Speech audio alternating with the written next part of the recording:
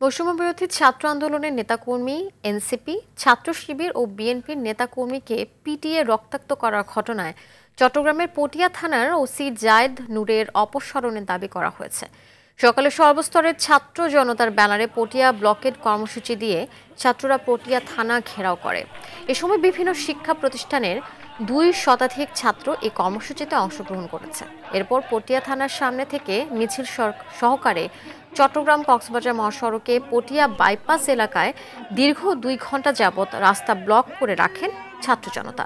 যতক্ষণ পর্যন্ত ওসি জায়েদ নূর সহ সংশ্লিষ্টদের অপসারণের আদেশ আসবে ততক্ষণ এই কর্মসূচি চলমান থাকবে।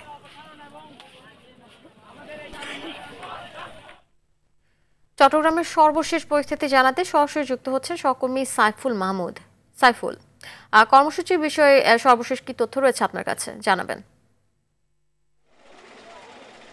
জি সিনথি, আসলে আপনি যেমনটি বলেছেন, গতকাল রাত থেকে কিন্তু চট্টগ্রাম কক্সবাজার মহাসড়ক কিন্তু আসলে ঝামেলাতে রয়েছে এবং ইতিমধ্যে কিন্তু আমি আপনাদেরকে দেখানোর চেষ্টা করছি। আমি কিন্তু এই মুহূর্তে কিন্তু আছি আসলে পটিয়ার কাছাকাছি, যেই জায়গাটিতে আসলে ছাত্ররা অবস্থান ধর্মঘট কর্মসূচি নিয়েছেন সেই জায়গাতেই আছি।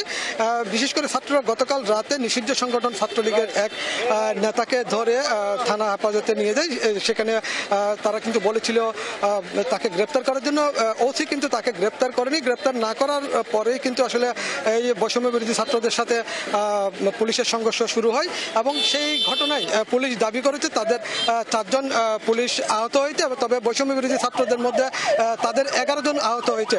এর পরপরেই কিন্তু আজ সকাল থেকে কিন্তু বিশেষ করে 11টার দিক থেকে কিন্তু বৈষম্য বিরোধী ছাত্ররা চট্টগ্রাম কক্সবাজার মহাসড়কে অবস্থান নিয়েছে পটিয়া থানার ওসির অপসারণের দাবিতে।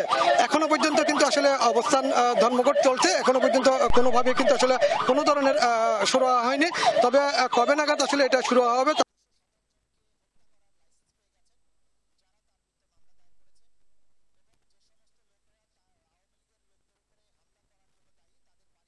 ধন্যবাদ আপনাকে।